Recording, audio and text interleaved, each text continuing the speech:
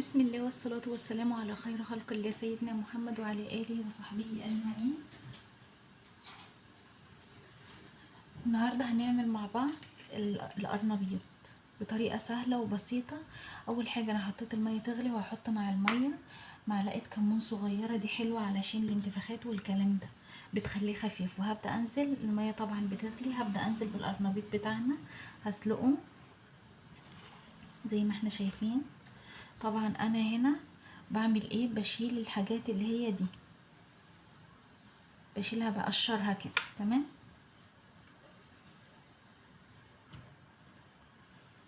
هبدأ اسلقه. طبعا انا مش بسيبه يتهري، لا هو بس يا دوبك بحس ان هو طري كده، بنروح منزلينه على طول من على النار.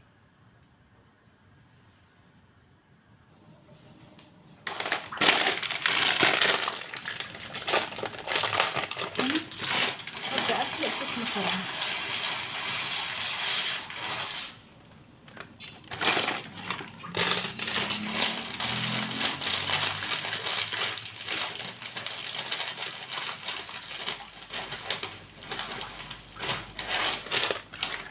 اللي مش قادر ياكل قرنبيط ياكل مكرونه بطاطس مقليه.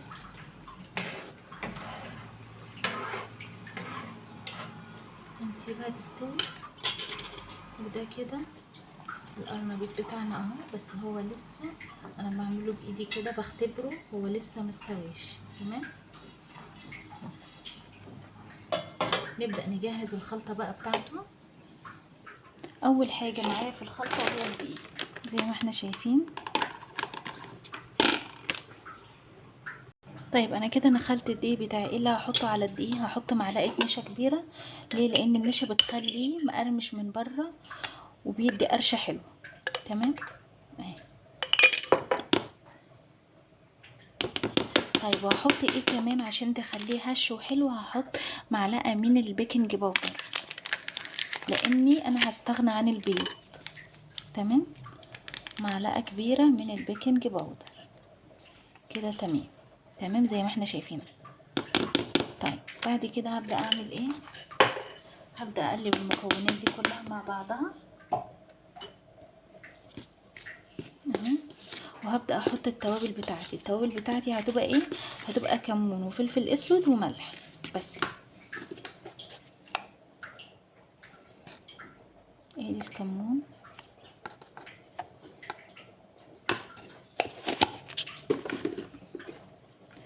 وادي الفلفل الاسود والملح بتاعنا.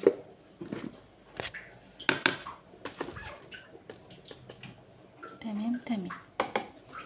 طيب كده هقلب برضو المكونات دي مع بعض.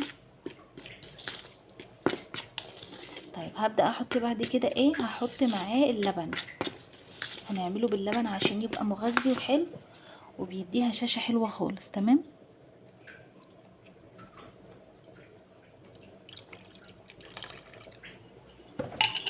طبعا ده الفلفل الاسود والكمون اللي احنا شايفينه. هبدأ اقلب لحد ما اخلي القوام زي ما انا حباه.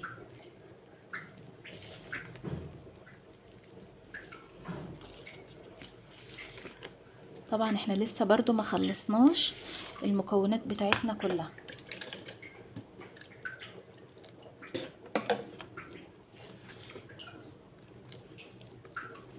لو اللبن مقضاش عادي احنا ممكن نكمل بمية عادي، دي مش فيها مشكلة. تمام، انا طبعا هفضل اضرب فيه لحد ما يبقى زي الكريمة كده علشان مش يبقى فيه اي تكتلات فيبقى طعمها مش تمام. تمام، وبعد كده هنكمل باقي المكونات بتاعتنا. تقريبا ان انا بدأت اخلص. بعد كده هحط معاها فصين توم مهروسين، وكمان الخضرة بتاعتنا اللي هي شبت وبقدونس، لاننا احنا عارفين القرنبيط بيبقى طعمه حلو بالخضرة.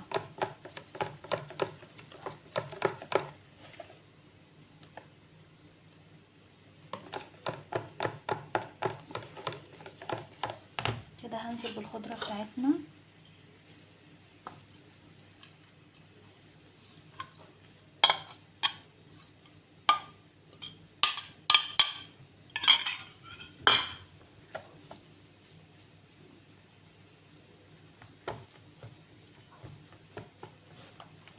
اللي عاوز يحط شطة بحيث ان هو يبقى فيه سنة شوية سنة حراق عادي مش مشكلة، اللي مش عايز برضو تمام عادي.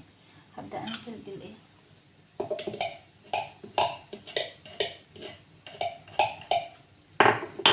بالثوم بتاعي.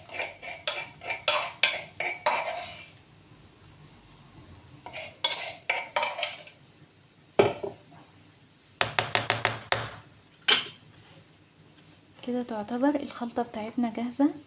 طبعا انا هنزل بحتة من هريسة الشطة، مش كتير بس حتة صغيرة زي ما احنا شايفين اهو.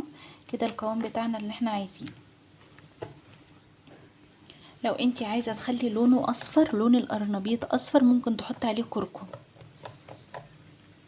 وممكن تحطي سنة بابريكا، تمام، اللي انتي عايزاه. لكن انا بحبه لا بيبقى اللون الذهبي بتاعه بتاع الايه القلي بتاعه. انا طبعا في الاخر خالص ما ضفتش غير بيضة واحدة. طبعا في ناس بتضيف بالايه بالاربع بيضات والخمس بيضات، لا انا ما ضفتش غير بيضة واحدة بس ان هي تساعد مع البيكنج باودر، تمام. ده كده القرنبيط بتاعي بعد ما سلقته اهو زي ما انتوا شايفين استوى. هبدأ ان انا اقليه. هنا انا حطيت الزيت، هبدأ ان انا اقلي القرنبيط معاكم زي ما احنا شايفين. انا بنزله كده، المفروض ان الزيت بيكون سخن، وبعد كده بهدي عليه وانزله كده.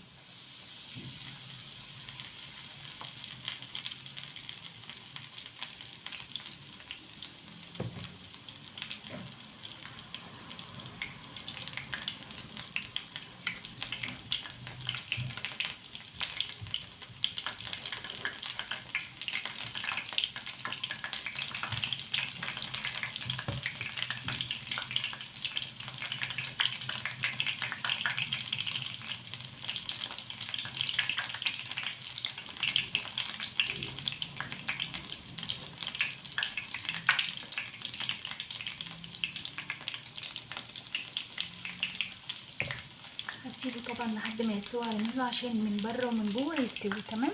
وبعد كده هبدأ ان انا اقلبه بس لما يتماسك مع بعضه شويه.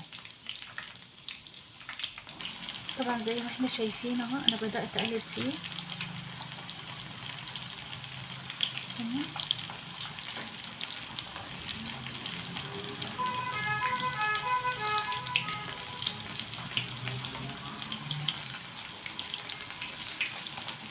لما بلاقيها استوت بقلبها على الجنب ده والجنب ده عشان ما تتحمش زياده، وهبدأ انزلها بعد كده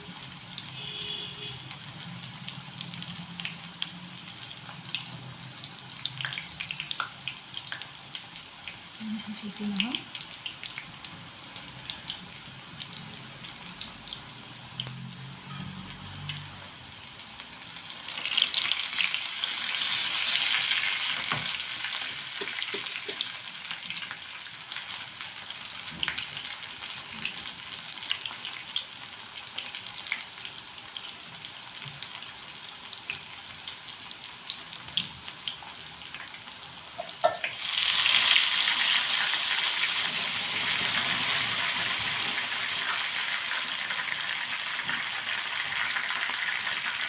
طبعا الحمد لله ربنا ستر، احنا نخلي بالنا على قد ما نقدر، وربنا يسترها يا رب يعافينا ويعافينا. انا معايا القرنبيط ده هبدأ اعمله بالشوكه كده، اهرسه واحط عليه العجينه واعمله قرص تمام. هنا القرنبيط اللي انا قلت لكم عليه الباقي هبدأ اعمله زي القرص. انا حطيت عليه العجينه اهو، هبدأ افردها كده واسويها زي القراص الطعميه كده، زي العجه كده.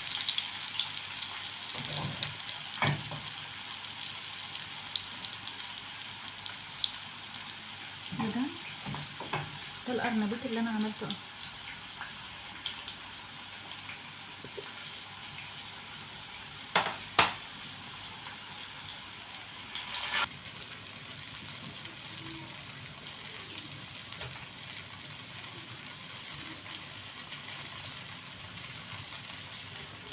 وكده دي تكون قراص العجة اللي احنا عملناها، وكده يكون اكلنا النهارده. اشوفكم على خير. وده القرنبيط اللي انا عملناه، ودي سلطه البطاطس والمكرونه، ودي قراص العجة اللي احنا عملناها. اتمنى ان انتوا تدعمونا، تعملوا لنا لايك واشتراك عشان القناه تكبر بيكم. دمتم وطبتم في رعايه الله، والسلام عليكم ورحمه الله وبركاته.